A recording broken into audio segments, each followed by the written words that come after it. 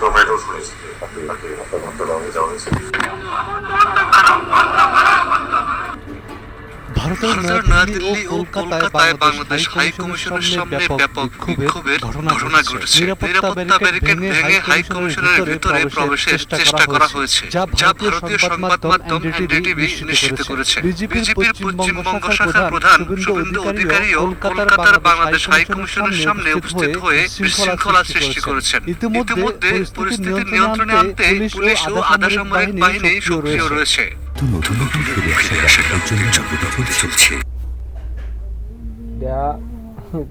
বিপুচন্দ্র দাসের কিতাব ওই প্রটেস্ট করতেছে কলকাতা হাই কমিশনের সামনে।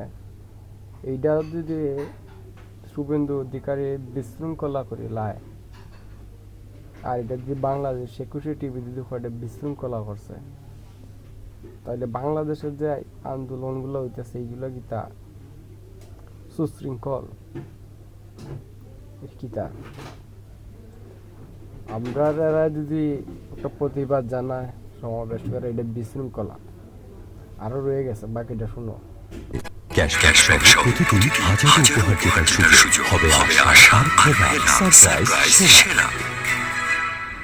বিক্ষোভটি শুরু হয় ময়মনসিংহের বিপুচন্দ্র দাস নামে এক হিন্দু যুবককে পিটিয়ে হত্যার প্রতিবাদ এবং বাংলাদেশের কথিত সংখ্যালঘুদের উপর নির্যাতনের অভিযোগকে কেন্দ্র করে।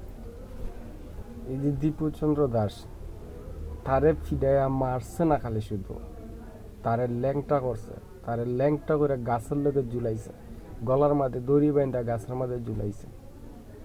ঝুলাইয়া তারে পর্যন্ত বাইরিছে, তারপর তার শরীরে আগুন লাগাই দিছে।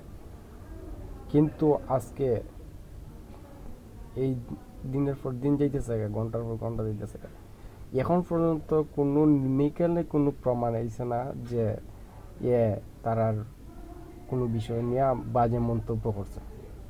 তারপর তারে মারি লইছে। এই মারার প্রতিবাদ আর এই সমাবেশ মিছিল করাতে শুভেন্দু অধিকারী হয়েছে জঙ্গি আর উগ্রবাদী সংগঠন। আর এরা যারা এই দেশে থেকে যারা মানুষ মাইরা ফেলাইতেছে, ফুইরা ফেলাইতেছে, এরা হচ্ছে সুশৃঙ্খল আর শান্ত সৃষ্টিকারী মানুষ। বাকিটা শুনবার রয়ে গেছে। আর এরা বাংলাদেশ টিভি চ্যানেলরা এরা কতটুকু করে বিকৃত করে সারে এইটা দেখতে। হিন্দুত্ববাদী সংগঠন বিশ্ব হিন্দু পরিষদের ডাকে এই কর্মসূচি পালিত হচ্ছে। হাই কমিশনের নিরাপত্তা নিশ্চিত করতে 3 স্তরের নিরাপত্তা বলয় গড়ে তোলা হয়েছে, যেখানে পুলিশ ও আধা সামরিক বাহিনীর সদস্যরা মোতায়েন রয়েছেন। এর আগে গত 20 ডিসেম্বর রাতেও হাই কমিশনের সামনে একটি বিক্ষোভের ঘটনা ঘটে। বাংলাদেশের প্রেস মিনিস্টার মোহাম্মদ ফয়সাল মাহমুদ জানান, ওই রাতে 3টি গাড়িতে করে কিছু লোক এসে হাই কমিশনের গেটের সামনে স্লোগান ও হুমকি দিয়ে যান। অথচ ভারতের পররাষ্ট্র মন্ত্রণালয় দাবি করেছে সেদিন বিক্ষোভকারীরা কোনো নিরাপত্তা ঝুঁকি তৈরি করেনি। তবে বাংলাদেশ এই বক্তব্য প্রত্যাখ্যান করেছে এবং কূটনৈতিকভাবে সংরক্ষিত এলাকায় নিরাপত্তা তারা, আমি স্পষ্ট দেখছি যে ভিডিওটা আমি দেখছি যে তারা কিতা করছে কিনা, মানে স্লোগান দেওয়া গেছে। স্বাভাবিক, আজকে যদি ফিলিস্তিন লইয়া যদি বাংলাদেশের মাঝে উরুস্তলি করা যায় বা অন্য কোনো দেশ হলে উরুস্তলি করা যায়, স্বাভাবিক।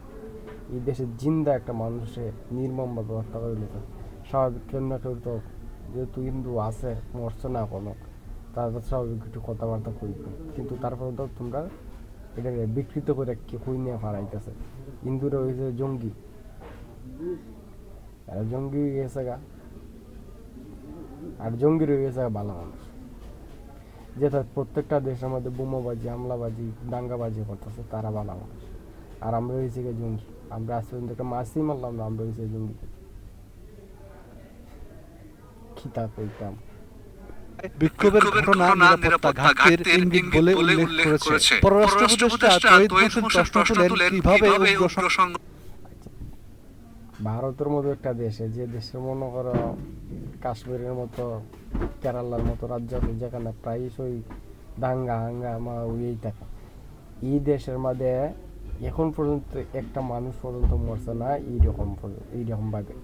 কিন্তু তারা নিরাপত্তা ঘাটতি আছে। আর বাংলাদেশে মানে আমরা যে সোনার দেশ, এই সোনার দেশে, সোনার বাংলাদেশে নিরাপত্তার কোনো ঘাটতি নেই। এই দেশের প্রত্যেকটা মানুষের প্রটেস্ট করা হইতেছে, প্রত্যেকটা মানুষের সিকিউরিটি দেওয়া হইতেছে, কোনো মানুষের গায়ে একটা ফুলের টুকাও পড়ে না।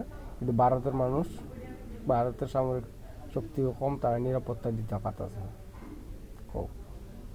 আর কি তা শুনতাম, সংগঠনের সদস্যরা এই সংরক্ষিত এলাকায় প্রবেশ করতে সক্ষম হলো।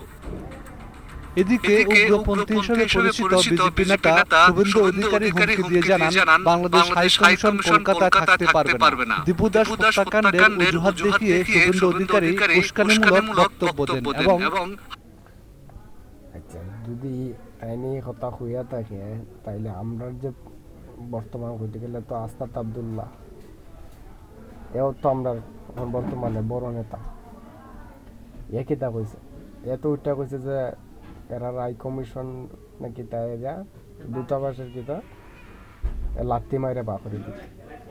তারা তো কোনো মুখের ভাষা ঠিক রাখছে, মুখের ভাষা বাজে করছে না, কিন্তু তোমরা কিতা করো, তোমরা তো তারা লাত্তিয়া বা করে দিতেছ, অথচ তারা কোনো বালে করছে না। এটার মধ্যে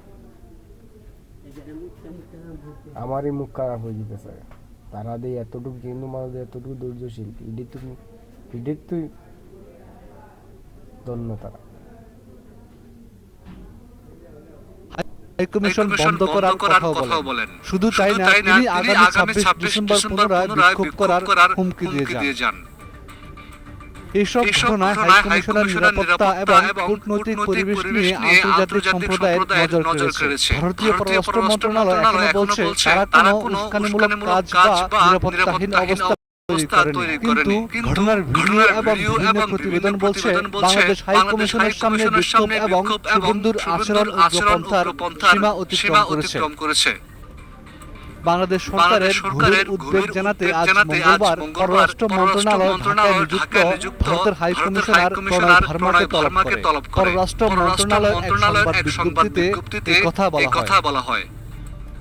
বিশ্লেষকরা মনে করছেন কূটনৈতিক মিশনের নিরাপত্তা নিশ্চিত করা প্রতিটি দেশের কর্তব্য। উগ্রপন্থী নেতা ও সংগঠনের উস্কানিমূলক আচরণ কূটনৈতিক সম্পর্ক এবং জনসাধারণের নিরাপত্তার জন্য বড় হুমকি হতে পারে।